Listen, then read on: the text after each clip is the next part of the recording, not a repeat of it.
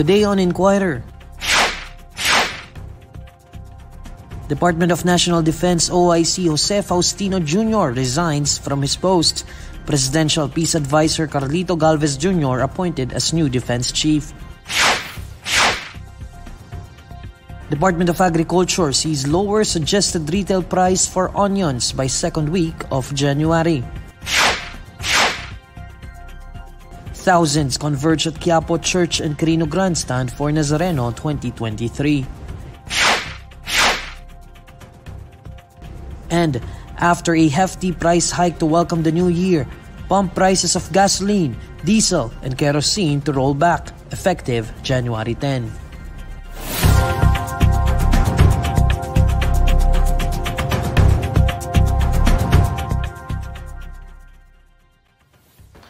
Good evening. Department of National Defense Officer in Charge Jose Faustino Jr. has resigned from his post, and Presidential Peace Advisor Carlito Galvez Jr. has been appointed as the new defense chief. Zacarian Sarao fills us in with the details. Zach? Yes, Neil, in a somewhat unsurprising turn of events, the Department of National Defense Officer in Charge Jose Faustino Jr. has officially resigned from his post. Presidential Peace Advisor Carlito Galvez Jr. has then been appointed to replace him. The Presidential Communications Office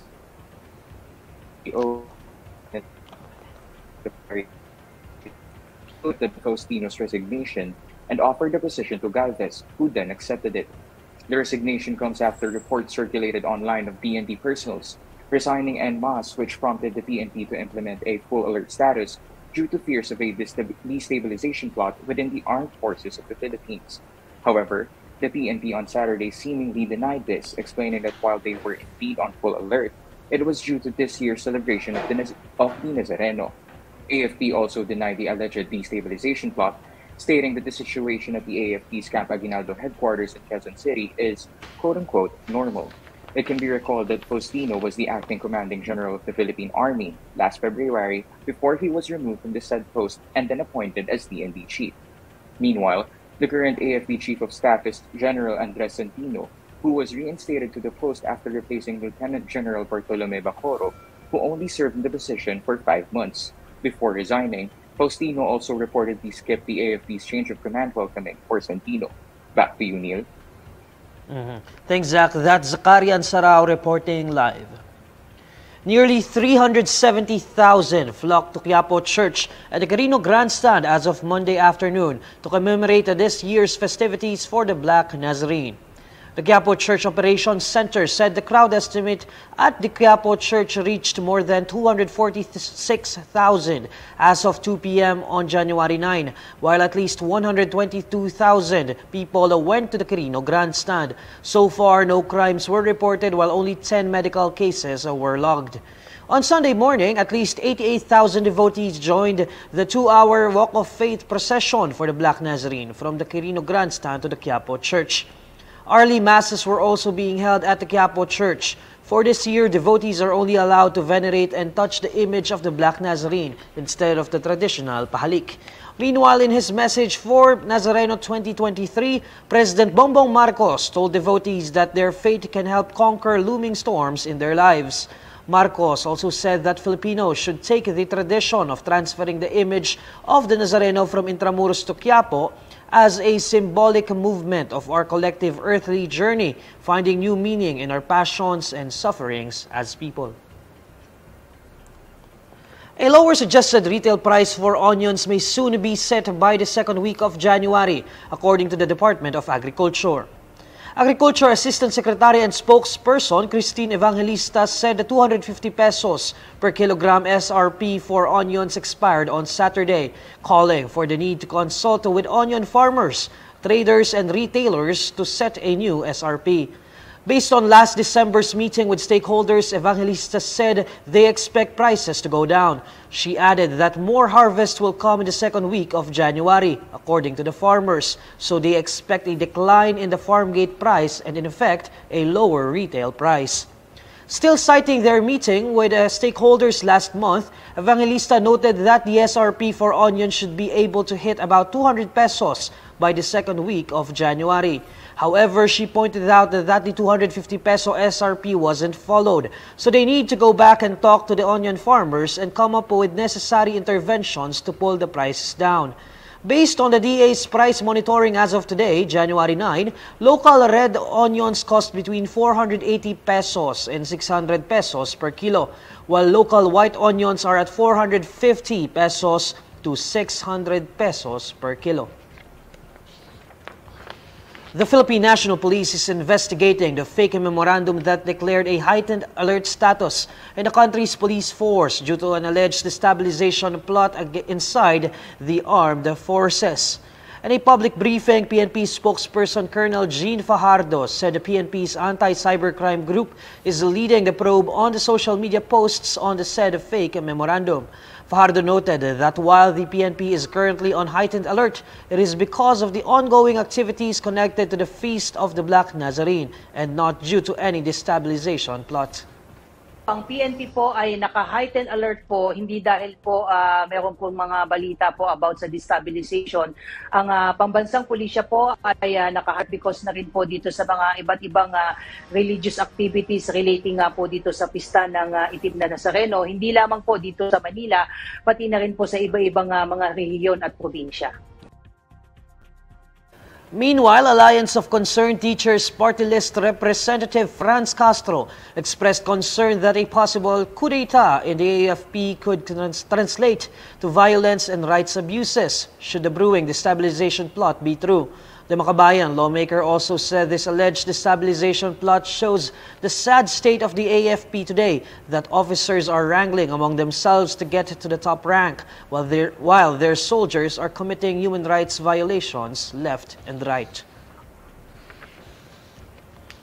President Ferdinand Bongbong Marcos Jr. vowed that his administration would continue to invest and improve the country's transportation system to ultimately benefit the nation. He made the remark during the launching of the Metro Manila Subway Project's tunnel boring machine in Valenzuela City, describing the event as a very apt beginning for the new year. The president said the launching is a testament to his administration's commitment to continue the projects and previous administrations and to spearhead more. He, however, appealed to Filipinos' patience since big-ticket infrastructure projects will take years to complete. The country's first subway system project is in partnership with the Japanese government and Japan International Cooperation Agency. The Metro Manila Subway project spans 33.1 kilometers from Valenzuela City to Parañaque City with a connection to NAIA Terminal 3.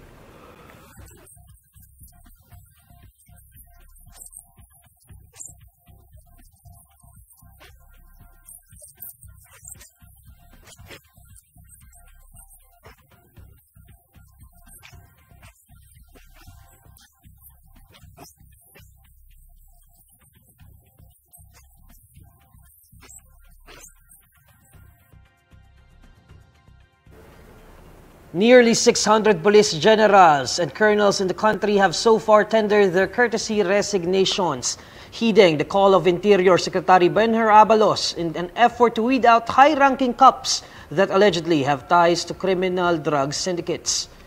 Philippine National Police Chief General Rodolfo Azurin Jr. bared this figure on Monday during a press briefing at Camp Crame in Quezon City. Azurin said some of the filed courtesy resignations are currently en route to the PNP headquarters for collation and will later be passed on to the 5-member committee tasked to review the records of the top police officers.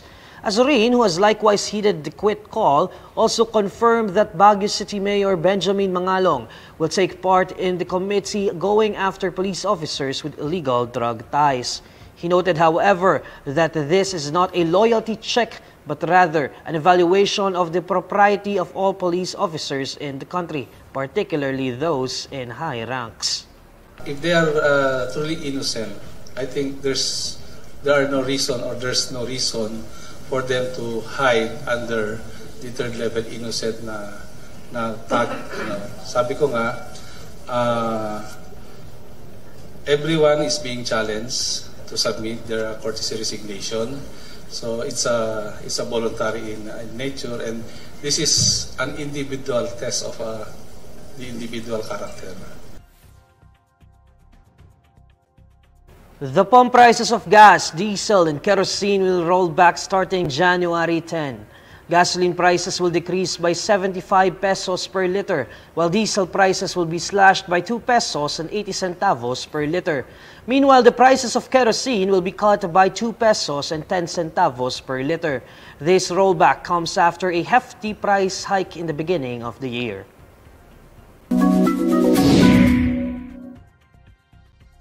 Alamin natin ang mainit na balita sa mundo ng showbiz kasama si Irvin Santiago ng Bandera. Irvin? Hi Neil at sa lahat ng mga kabandera natin all over the universe. Ito na nga ang latest Bandera Chika. Hindi raw talaga alam ni Carlo Aquino kung bakit bigla na lamang nagbago ang desisyon ng kanyang ex-partner na si Trina Candasa tungkol sa kanilang kasunduan para sa pag-aalaga at pagpapalaki sa kanilang anak na si Baby Mithi. Matagal nang hindi nakikita at nakakasama ni Carlo ang kanyang anak, kaya daw miss na niya ito, lalo na nitong nagdaang Pasko at Bagong Taon. Kaya naman ang hiling ni Carlo, sana raw ay magkausap na sila ni Trina at maayos kung ano man ang problema, para na rin sa kapakanan ng kanilang anak. Ayoko mag-assume, ayoko magsalita. Kasi hindi ko talaga alam yung nangyayari. Kasi minsan, okay, ipapasundo, ganyan. Yun, sana talaga alam. Kasi yun nga, at this point parang, di ba dapat yung discussion natin is about co-parenting, kung paano natin papalakin yung si Mithi. Alam mo, ever since na yung mga nakukuha niyang blessings, I wish her well. Lagi ko pinagdadasal na physically and mentally, she's in a better place. Kasi araw-araw niyang kasama yung di ba? Sino ba naman yung mag-wish ng something bad sa nanay, di ba? Yun lang na at this point sana lang mahiram ko si Mickey. Yun lang. At yan ang Bandera Chika natin today. Thanks, Neil! Maraming salamat, Irvin, and these are the stories you need to know today. I'm Neil Mercado. Follow INQUIRER.net on Facebook, Twitter, YouTube, TikTok, Instagram, and the Reddit. For more stories, visit INQUIRER.net. Good evening.